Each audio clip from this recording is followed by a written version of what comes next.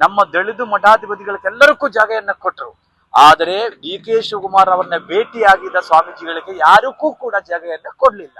So ಇದು ಯಾಕೆ ಈ ರೀತಿಯಲ್ಲಿ ಮುಖ್ಯಮಂತ್ರಿಗಳು ಮಾಡುವುದು ಸರಿಯಲ್ಲ ಅಂತಕ್ಕಂಥದ್ದು ಅದಕ್ಕೆ ನಾವು ಏನೂ ಕೊಡ್ಲಿಲ್ಲ ಆದ್ರೂ ಕೂಡ ನಮ್ಮ ಸ್ಟ್ಯಾಂಡ್ ಒಂದೇ. ನಾವು ಯಾವತ್ತೂ ಕೂಡ ಮಾತು ತಪ್ಪುವ ಸ್ವಾಮೀಜಿಗಳಲ್ಲ.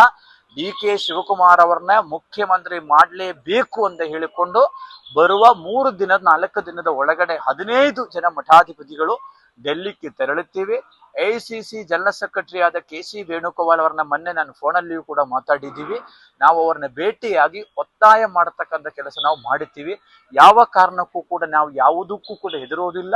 ನಮ್ಮ ನಿಲುವು ಒಂದೇ. ಯಾಕೆಂತಂದ್ರೆ ಡಿ ಕೆ ಶಿವಕುಮಾರ್ ಅವರು ದುಡಿದಿದ್ದಾರೆ, ಪಕ್ಷಕ್ಕೂ ದುಡಿದಿದ್ದಾರೆ. ಅದು ಅವರು ಈಗಾಗಲೇ ಮಾನ್ಯ ಮುಖ್ಯಮಂತ್ರಿಗಳು ಒಂದ್ಸಲ ಮುಖ್ಯಮಂತ್ರಿ ಆದ್ರು, ವಿರೋಧ ಪಕ್ಷ ನಾಯಕರುಗಳಾದ್ರು, 2ನೇ ಸಲ ಈಗ 3ನೇ ವರ್ಷ ಮುಖ್ಯಮಂತ್ರಿಗಳಾದ್ರು.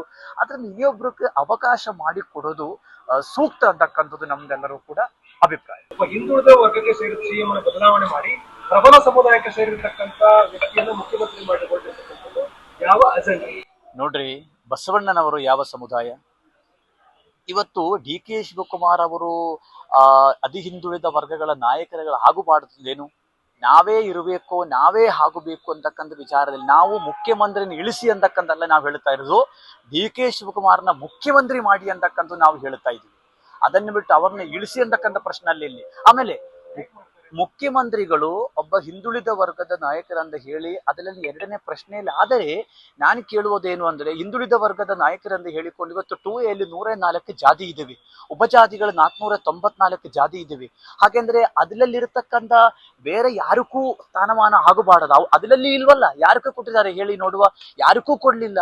ಅದಕ್ಕೋಸ್ಕರ ಒಕ್ಕಲಿಂಗ ಸಮುದಾಯದಲ್ಲಿ ಹುಟ್ಟಿದ ಒಂದೇ ಕಾರಣಕ್ಕೋಸ್ಕರ ಅವರು ಆಗಬಾರದಂತ ಏನೂ ಇಲ್ಲ. ಅವರೂ ಕೂಡ ಈ ರಾಜ್ಯದ ಬಹಳಷ್ಟು ಅಭಿವೃದ್ಧಿ ಕೆಲಸಗಳಲ್ಲಿ ಬಹಳಷ್ಟು ಅಭಿವೃದ್ಧಿ ಹರಿಕಾರರಾಗಿ ಅವರು ಕೂಡ ಕೆಲಸ ಮತ್ತೆ ಒಂದು ವೇಳೆ ಕಾಂಗ್ರೆಸ್ ಪಕ್ಷ ಅವರು ಕೆಪಿಸಿಸಿ ಅಧ್ಯಕ್ಷರಾಗಿ ಅಧಿಕಾರವನ್ನು ತೆಗೆದುಕೊಳ್ಳುವ ಸಂದರ್ಭದಲ್ಲಿ ಈ ರಾಜ್ಯದಲ್ಲಿ ಕಾಂಗ್ರೆಸ್ ಪಕ್ಷ ಯಾವ ಪರಿಸ್ಥಿತಿಯಲ್ಲಿದ್ದರು?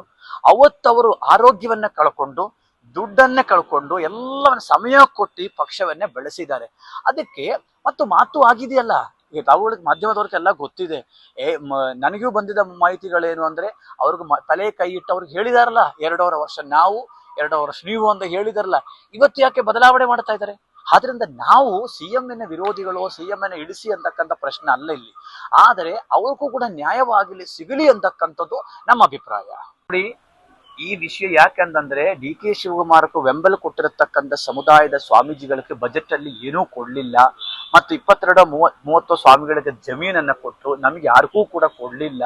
ಅವಾಗ ನಾವ್ ಏನ್ ಅನ್ಕೊಳ್ಬೇಕಾಗುತ್ತೆ? ನನ್ನ ವಿಷಯದಲ್ಲಿ ಫ್ರೀಡಂ ಪಾರ್ಕ್ ಅಲ್ಲಿ ಸ್ಟ್ರೈಕ್ ಮಾಡಿದ ಸಂದರ್ಭದಲ್ಲಿ ಮಾಲಿಕೀಯ ಗುತ್ತಿಗೆದಾರ ಹತ್ರ ಸಿಎಂ ಏನ್ ಹೇಳಿದ್ದಾರೆ? ನಾನು ಸ್ವಾಮೀಜಿಯವ್ರನ್ನ ಭೇಟಿ ಆಗೋದಿಲ್ಲ, ನನ್ನ ಹತ್ರ ಕರ್ಕೊಂಡೇ ಬರಬೇಡಿ. ಇದೇ ಕಾರಣ ಹೇಳಿರೋದು. ಸೊ ಈ ರೀತಿಯಲ್ಲಿ ಟಾರ್ಗೆಟ್ ಮಾಡಿದ್ರೆ, ಈ ರೀತಿಯಲ್ಲಿ ಮಾತನಾಡಿದ್ರೆ ಅದು ಸರಿಯಾದ ಪದ್ಧತಿ ಅಲ್ಲ ಅಂತಕ್ಕಂಥದ್ದು ನಾವು ಈಗಾಗಲೇ ಆ ವಿಷಯ ಕೂಡ ನಾವು ಅವ್ರ ಹತ್ರ ಹೇಳಿದ್ವಿ, ಅದು ಹೇಳಲೇಬೇಕಾಗತ್ತಲ್ಲ, ಅದಕ್ಕೋಸ್ಕರ ಹೇಳಿದ್ವಿ ಅಷ್ಟೇ. ಬೇರೆ ಇಲ್ಲ, ನಾವು ಡಿ ಕೆ ಶಿವಕುಮಾರ ಪರವಾಗಿರತಕ್ಕಂಥ ನಿಲುವು, ಅದನ್ನೇ ಬಿಟ್ಟು ಬೇರೆ ಪಕ್ಷ ಅಂತ ಬರಲ್ಲ.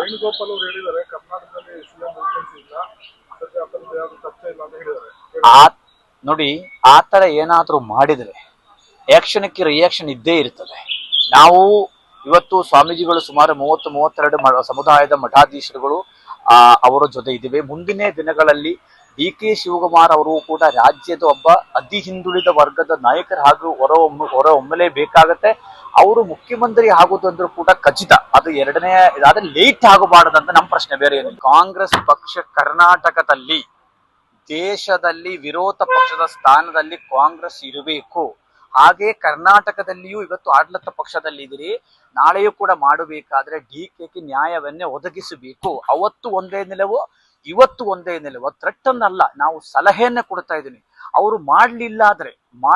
ನೋಡಿ, ಕೇರಳದಲ್ಲಿ ಮೊನ್ನೆ ಕೆ ಸುಧಾಕರ್ ಅಂತ ಒಬ್ಬ ದೊಡ್ಡ ಕಾಂಗ್ರೆಸ್ ಲೀಡರ್ಗೆ ಸೀಟು ಕೊಡೋದು ದೊಡ್ಡ ವಿಷಯ ಬಂತು. ಸನ್ಮಾನ್ಯ ಖರ್ಗೆ ಅವರು ಕರೆದ್ರು, ಮಾತಾಡಿದ ಎಲ್ಲ ವ್ಯವಸ್ಥೆಯನ್ನ ಮಾಡಿದ್ರು.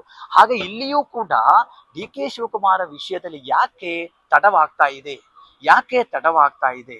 ಆ ತಡವ ಆಗಬಾರದು, ಅವರಿಗೆ ಅಧಿಕಾರವನ್ನು ಕೊಡಿ ಅಂತಕ್ಕಂಥ ವಿಷಯದಲ್ಲಿ ನಾವು ಮತ್ತೂ ಕೂಡ ಒತ್ತಾಯ ಮಾಡೋಕ್ಕೋಸ್ಕರ ಇವತ್ತು ನಾವು ಕೋರ್ ಕಮಿಟಿಯ ನಾವು 4 ದಿನ ಸ್ವಾಮೀಜಿಗಳು ಬಂದು ಮತ್ತು ನಮಗೆ ಆಗಿರತಕ್ಕಂಥ ನೋವುಗಳು ಕೂಡ ನಾವು ಅವರ ಹತ್ರ ಹೇಳಿದ್ದೀವಿ.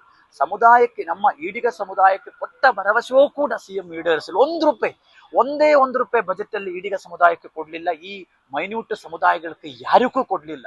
ಯಾರು ಅವರ ಪರವಾಗಿ ನಿಂದಿದಿರೋ ಅವ್ರಿಗೆಲ್ಲವನ್ನೇ ಕೊಟ್ಟಿದ್ದಾರೆ, ಬೇಕಾದ ರೀತಿ ಕೊಟ್ಟಿದ್ದಾರೆ. ಕರ್ನಾಟಕದಲ್ಲಿ ಇವತ್ತು ಬಡ ಸಮುದಾಯಗಳ ಮಠಗಳಿದಾವೆ.